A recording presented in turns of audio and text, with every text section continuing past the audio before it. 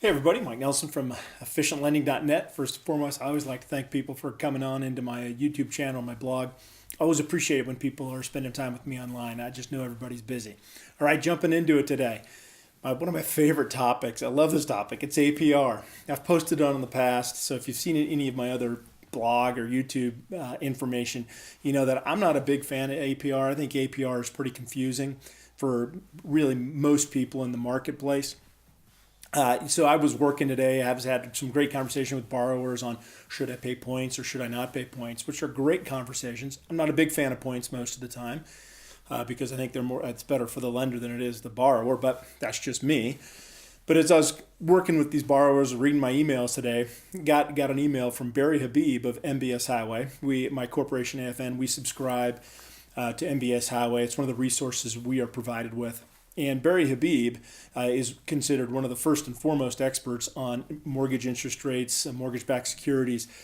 We use him a lot for just one of our pieces of information, and posted on it last week. There are some great tools that were provided through this partnership with MBS Highway that we can pass on to our borrowers and our real estate agents. So I'm working today, and lo and behold, up comes a post on APR from Barry Habib. I think it's an 8-page PowerPoint deck that I downloaded to PDF, and you'll see it integrated into this video.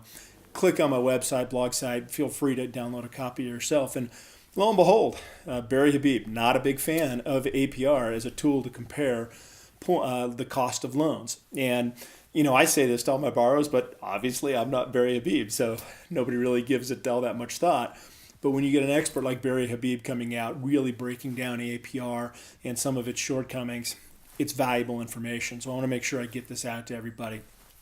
Look, I'm not going to go through each page of it with you. You can read it yourself. But here are some of the basic concepts of APR. First and foremost, it assumes everybody's going to keep the loan for the duration of the loan, 15, 20, 25, 30 years. And I will tell you, the vast majority of loans in the United States are retired between 7 and 8 years. So that's a big problem when it comes to APR. Things like inflation, time value of money are not included in APR. Again, very important. The APR is calculated over the entire term of the loan, and different term is massively important. So, for example, a 15-year mortgage will almost always have a higher APR than a 30-year mortgage. So if the consumer is just comparing these two loans and doesn't realize the terms are different and understand that affect the terms, which most people don't, loans are confusing, they're going to choose the 30-year fixed. And if you do the math and look at the interest expense on a 30-year versus a 15-year mortgage, the 30-year is by far more expensive. And in fact, as a general statement, 30-year fixed is a very expensive loan if you're looking at interest. I mean, those are some of the issues. Oh, and the other one I love from Barry that he discusses is interim interest. Interim interest is just the period, from the day you close your loan to the start of the next month, because mortgages are paid in arrears. I've got another post up on what that means as well. But if you have two different loans and you're comparing a loan that the lender assumes is going to close on the second day of the month, and you compare that to a loan that's going to close on the last day of the month, they will have different APRs.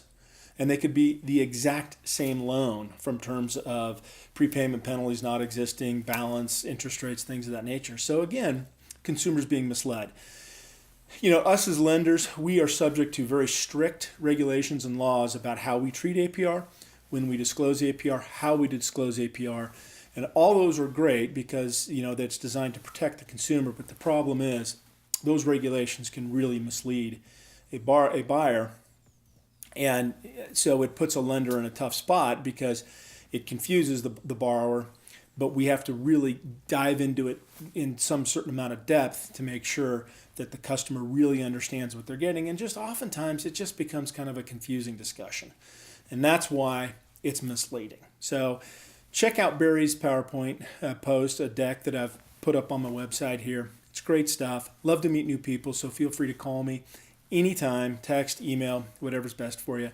Love to continue the dialogue. I love these discussions on things like APR, cost, points as it relates to the borrower. It's the crux of a loan. This is important stuff.